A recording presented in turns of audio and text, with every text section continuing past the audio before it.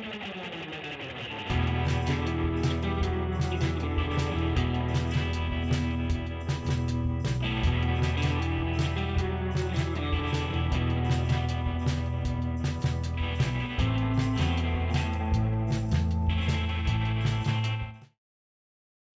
I'm Camila. And I'm Kabi. And today we're going to be reviewing Puss in Boots: The Last Wish. Our on-the-spot correspondents are going to be reviewing Shrek. For those who don't know, Puss in Boots: The Last Wish is the sequel to the first movie, Puss in Boots, that came out in 2011.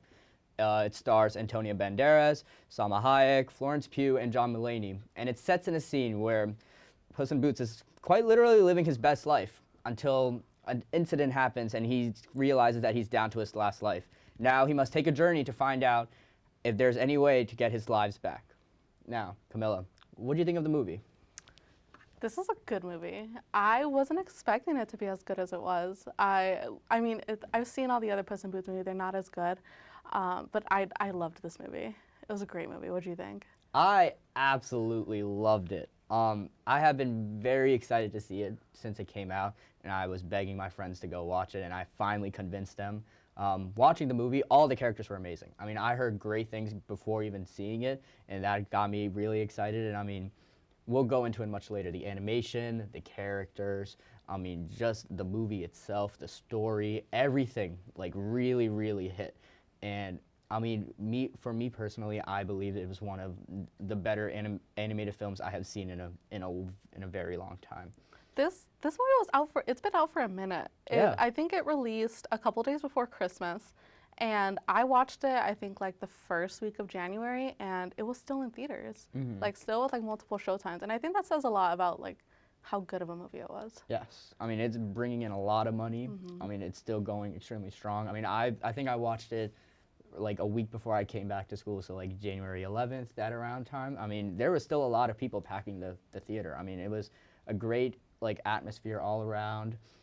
Puss in Boots is one of those movies that, like, even though it is an animated film, it's like a great watch for anyone who wants to see it. It's not just for the kids. I mean, again, the characters were just quite amazing. So yeah, shall we dive into the characters? Yeah. Puss in Boots, great as always. I mean, he's a hero who starts off, you know, on his high horse per se. Gets a whole song to himself called Fearless Hero. I mean, I think that describes him as much as you can describe him. Yeah. And yeah, what did you think about Puss and all of the other characters? I think his character development throughout the movie, it's almost kind of expected, but like also not really, because I know like towards the end of it, it gets kind of rocky with his character development. Yeah. But overall, just stays true to himself almost. Yeah. I thought it was cool bringing in Kitty back from the first movie. Yes. Their little story of how they were almost supposed to get married, that whole thing, like I didn't see that coming. I didn't remember that. Yeah, I I was very. They were like talking about where were they supposed to get married again? Do you remember? They kept referencing the place, and they're like, you don't want to know what happened there. I'm like, I don't know what happened there. I'm just as confused as you are. Yeah. But yeah, I thought Kitty was a great character. I loved Death, the character Death. I don't know if you'd consider him a villain or an anti-hero, because I feel like the true villain of the movie was Jack Horner. Even though Death was a lot more prevalent there, but his character was absolutely amazing. I loved his character.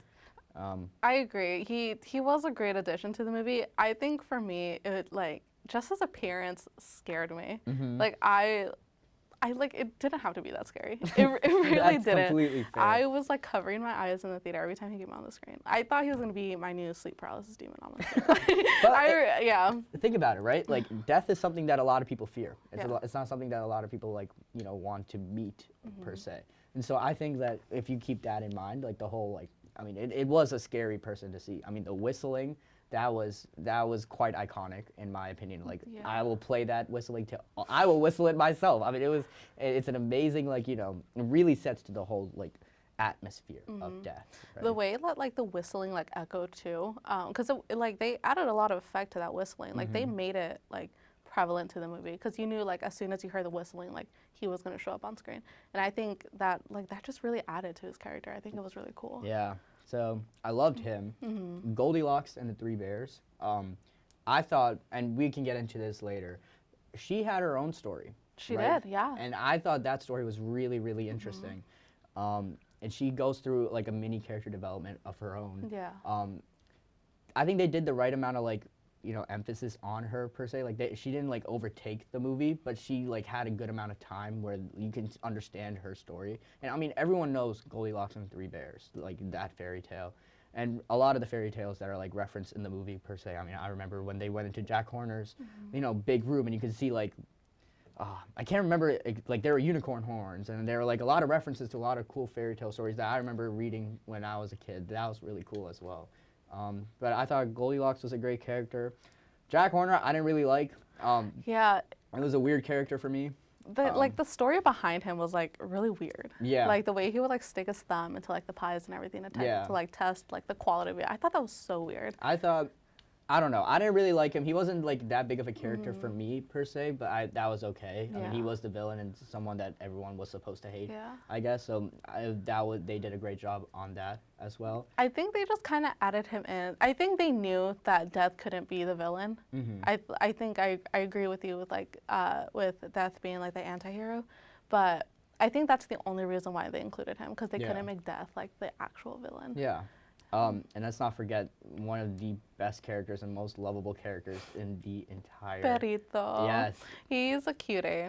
I fell in love with him as soon as he showed up on screen. Like the way he's introduced to us with him like eating, he has like the fake like kitty cat hat. So adorable. It was one of those characters where it's like too good, like, you know, he was too good to be true, you know? And it's just like you feel like something's got to happen to him. Like there has to be something. Like you're waiting for something to happen. But then as the story goes on, I mean, it was just like he was just there for like the amazing vibes and just, you know, team friendship. Yeah, right? team friend. I think they kept like they kept trying to like hint that something was going to happen because he ended up with each villain at one point. Right? He ended up with like Goldilocks. He ended up with Jack Horner. Yeah. He ended up with each of them at one point, and each of them even said like, "Oh, we're going to keep him and like do this to him." And so I think I feel like they wanted something to happen to him, but they knew that like a lot of viewers were going to be upset. I would be crying. Me too. Bawling in tears. Yeah. But yeah, I think he was an integral part in the character development of Puss, right? I agree. Because if you remember that fight that they had with Jack Horner, one of the first fights, it was like Goldilocks and everything, and Death shows up. I think it was like sort of like a panic attack that Puss has, and he like runs into the woods. Yeah. And Perito was there and like sort of and like lays on him and like that's such a sweet scene. Yeah. I think also like I mean I think it home for like a lot of dog owners too. I know for me it did. I have a dog back home, and so like seeing Perito on screen and like doing what a dog would normally do and like comfort like the people around them, I think that's what hit home for a lot of people too. Yeah. This cast was crazy. This was a really good cast. What do you think? I thought, I agree. I thought the cast did a really, really good job with, you know, their roles. Yeah. Florence Pugh, amazing. I mean, I love her like work, but I like didn't realize it was Goldilocks like at first, but until like, you know, after realizing like she did a great job with Goldilocks. Antonio Banderas did an amazing job as Puss in Boots. It's been a while since he's, you know, done a good film per se. He revived his role. He revived his role. John Mulaney as Jack Horner. Not a combination not a combination I'd seen coming, but I guess it worked. Yeah. And then Salma Hayek as Kitty. I think she killed that. Absolutely. Yeah, I agree. I like these performances were so well. I didn't even know half of these people were in the movie. Like I didn't know Florence Pugh was playing Goldilocks until I was told. Like it was like her performance. I mean, she's a great actress in all the movies that she's done. So I think she did Goldilocks pretty well. She really she really immersed herself into the role of Goldilocks, especially with like the story that she has behind it. Yes, the story that she had was the whole Goldilocks story was just so interesting, right? I mean, you would think it's all sunshine and roses. I mean, they all live a happy family, Goldilocks and the Three Bears. When you start like, you know, seeing it from her perspective a little more, her wanting a real family. I thought that was something that was really, really, not something I'd seen coming, and that's what she wanted that wish for, the last wish for.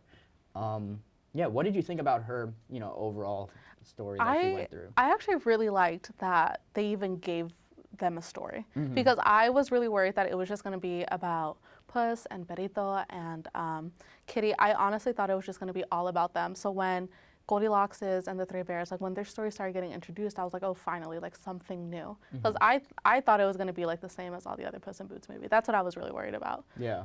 Yeah.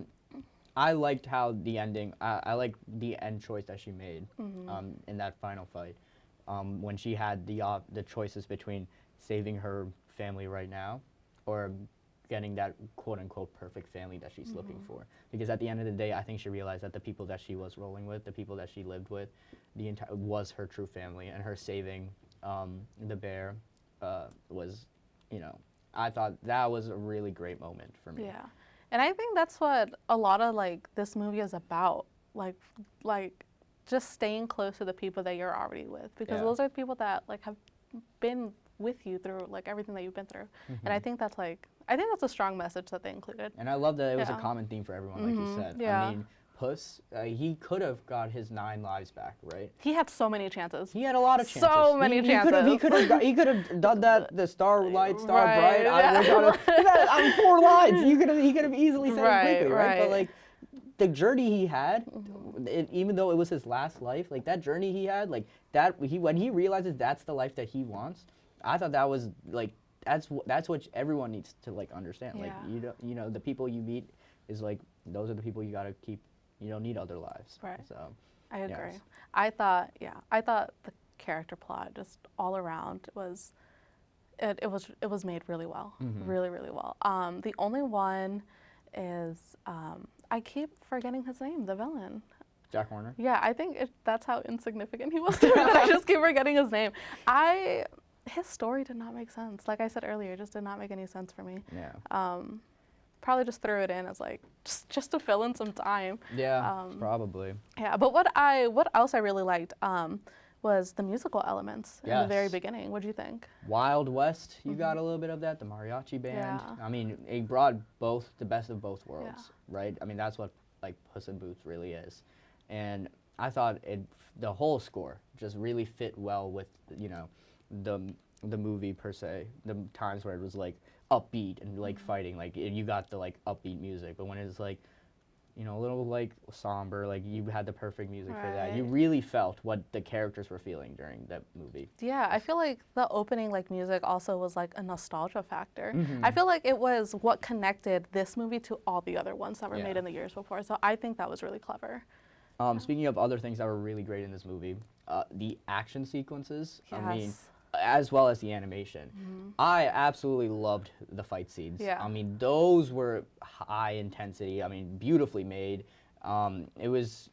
Kept me engaged the entire time. I agree. I like everyone was silent watching it. Like they were also engaged to see what was happening. I mean, I thought it was in a very long time like one of the better animated like sequences you would see. I absolutely loved all of the animation of it. Yeah, what did you think? I agree. These action scenes, like, they really kept me hooked the entire time, especially the last one, the very last one.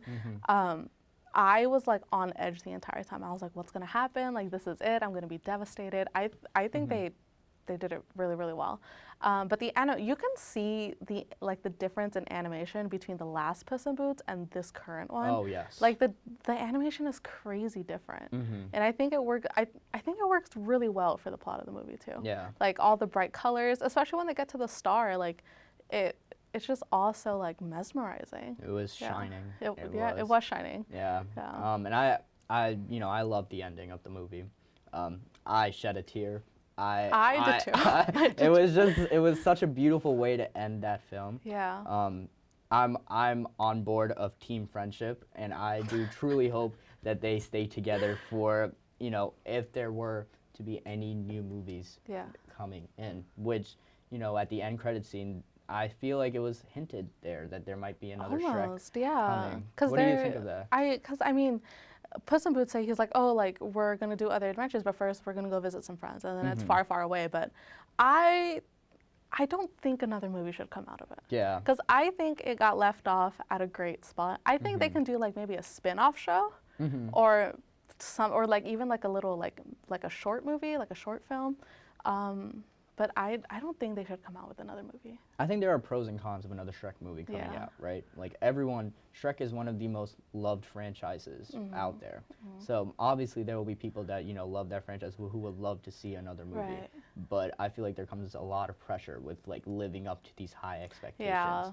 And so if you can't deliver on that, not only do you like ruin that sort of experience, you could possibly also like ruin that whole like franchise that was left off and like, a great end. But then again, like everyone loves to see, I mean, they're coming out with new like the Last Airbender movies soon. Like those, that I feel like I'm excited for that. I love the TV show and I'm excited for that.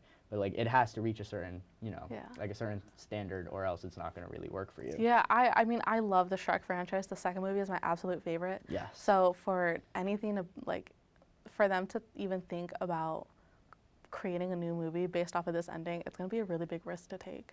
Yeah. It might be worth it, it might be not, but yeah. But overall, since we talked about everything already, what would you score this movie?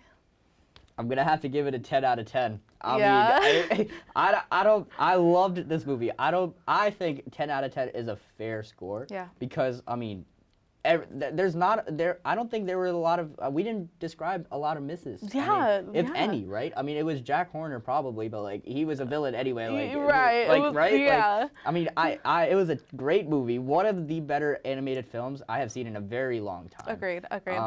And it wasn't super long. It was like an hour and a half movie, but it really like, it did everything I needed an animated film to do. Yeah, I'm also going to give it a 10 out of 10. This is a great movie. Yeah. I loved Perito. I'm obsessed with him. This is a great movie. Starlight, Starbright, I wish to see these credits tonight. Poof.